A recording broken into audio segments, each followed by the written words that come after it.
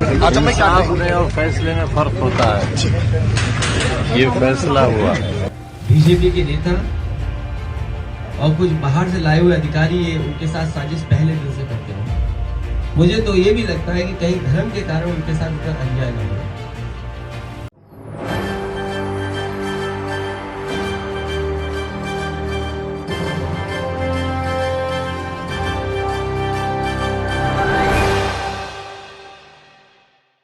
नमस्कार, मैं नाज़मीन खान और आप देख रहे हैं SPN9 न्यूज। समाजवादी पार्टी के कद्दावर नेता आजम खान को 7 साल की सजा हो जाती है। सिर्फ आजम खान को ही नहीं बल्कि उनके पूरे परिवार को 7 साल की सजा सुनाई जाती है, जिस दौरान यहाँ पर देखा जाता है कि उनकी पत्नी तंजीम फातिमा, उनके बेटे अब्दुल्ला आजम को एक अलग अलग जेल में भी शिफ्ट किया जाता है, जिसके बाद खुद आजम खान एनकाउंटर की आशंका जताते हुए नजर आते हैं। लेकिन जहां समाजवादी पार्टी अपने नेता आजम खान को बचाने के लिए तमाम प्रयास करती हुई नजर आ रही है, तो वहीं बहुजन समाज पार्टी भी पीछे नहीं हटते हुए बल्कि समाजवादी पार्टी का साथ देती हुई दिखाई दे रही है।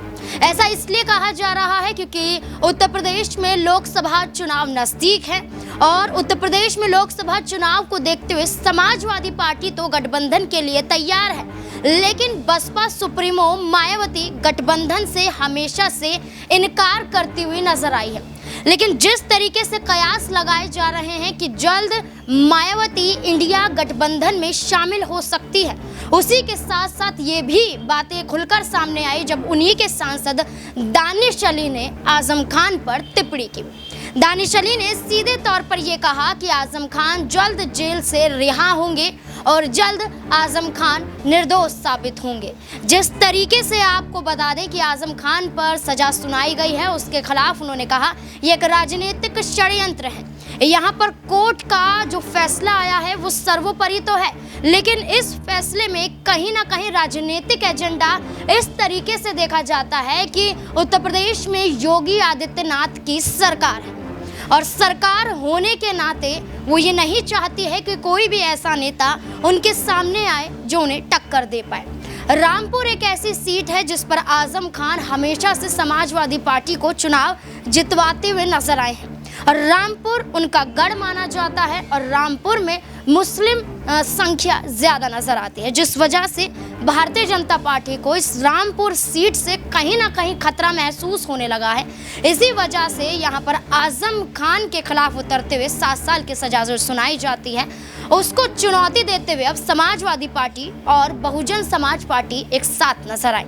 इसी को लेकर आपको ये बताएं कि अखिलेश यादव ने आजम खान की गिरफ्तारी को लेकर क्या कुछ कहा है, देखिए जरा। आजम खान साहब के ऊपर लगातार इसी तरह का हमला हो रहा है और बड़ी साजिश की वजह से उनके साथ इस तरह का व्यवहार हो रहा है।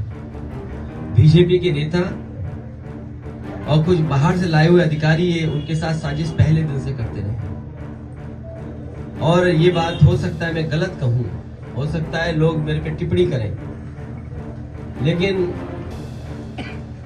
ये भी हो सकता है कि नेता बड़े हैं, वो यूनिवर्सिटी बना दी इसलिए उन्हें ये सजा मिल रही है। आप काम कर मत करिए बीजेपी की तरह, आप काम मत करिए, बस नफरत फैलाइए। जहां आपको जाति की नफरत मिल जाए वहां फैलाइए, धर्म की नफरत फैल जाए धर्म की फैलाइए। तो मुझे तो ये भी लगता है कि कहीं धर्म के कारण उनके साथ इतना अन्याय न हो, और सबको यकीन है और सब जानते हैं उन पे इसीलिए अन्याय हो रहा है कि उन्होंने यूनिवर्सिटी बना दी और उनका धर्म दूसरा है। इतना ही नहीं, ये भी याद होगा कि जब सुबह तड़के जब आजम खान को गिरफ्तार करते हुए दूसरी जेल में शिफ्ट किया जा रहा था, तो यहाँ पर किस तरीके से आजम खान ने मीडिया के सामने एक सवाल उठाया कि मेरा एनकाउंटर हो सकता है। उस वक्त क्या कहा जा रहा था आजम खान के जरिए, देखिए जरा। अपने और फैसले में फर्क होता है।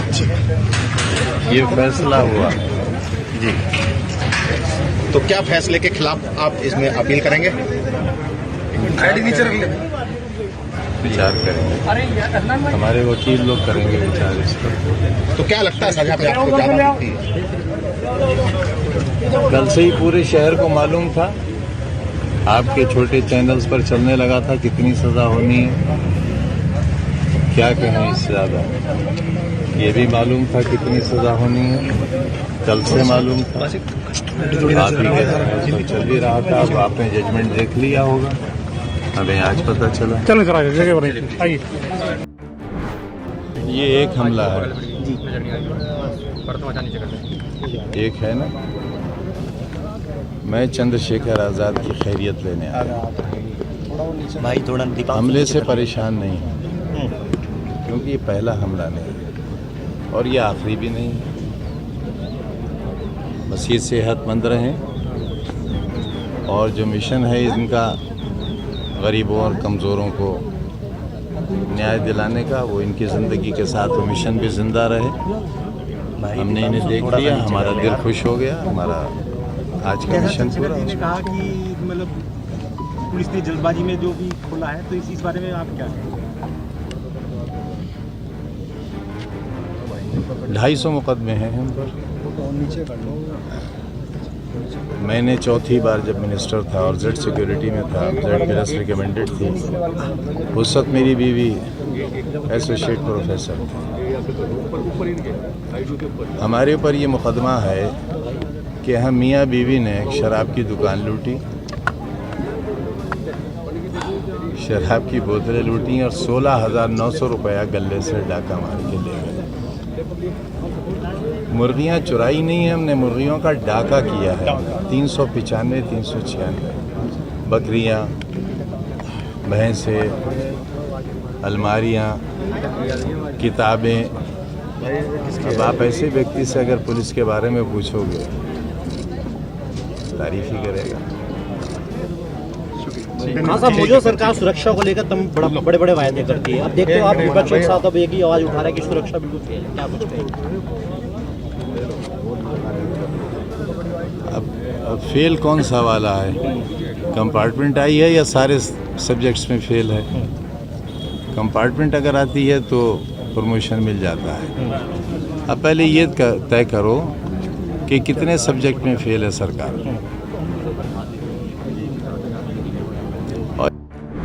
अब जिस तरीके से आजम खान ने एनकाउंटर की आशंका जताई, तमाम विपक्षी पार्टियां एक साथ आई और बहुजन समाज पार्टी के दानिश अली ने सीधे तौर पर भारतीय जनता पार्टी पर निशाना साधते हुए कहा कि लोकसभा चुनाव हारने वाली है और इसी हार का डर उन्हें सताने लगा है। ये बातें यहाँ पर खुलकर सामने आई कि अब यहाँ पर जिस तरीके से समाजवादी पार्टी के समर्थन में दानिश अली उतरे हैं, दानिश अली के समर्थन में अखिलेश यादव, डिंपल यादव तो उन्हें भाई तक कह चुकी है। कांग्रेस पार्टी यहाँ पर सामने आई। सभी ये चाहते हैं कि मायावती जल्द इंडिया गठबंधन में शामिल हो जाए। अब जिस तरीके से यहाँ पर दानिश अली ये खुलासा कर रहे हैं कि इंडिया गठबंधन से उन्हें कोई परहेज नहीं है, तो जल्द यहाँ पर मायावती भी ये बड़ा फैसला ले सकती है। आजम खान के समर्थन में मायावती का बड़े ऐलान का इंतजार है, क्योंकि उनके सांसद ने तो ऐलान कर ही दिया है कि राजनीतिक एजेंडे के जरिए आजम खान को फंसाया गया है। अब मायावती इस मुद्दे को लेकर क्या फैसला सुनाती हुई नजर आएगी? क्या मायावती वाकई इंडिया गठबंधन में शामिल होगी? और अगर इंडिया गठबंधन में वो शामिल होंगी तो क्या आजम खान के समर्थन में योगी आदित्यनाथ को चुनौती देती हुई नजर आएंगी? क्या कुछ लगता है आपको? कमेंट सेक्शन में जरूर बताएं। धन्यवाद।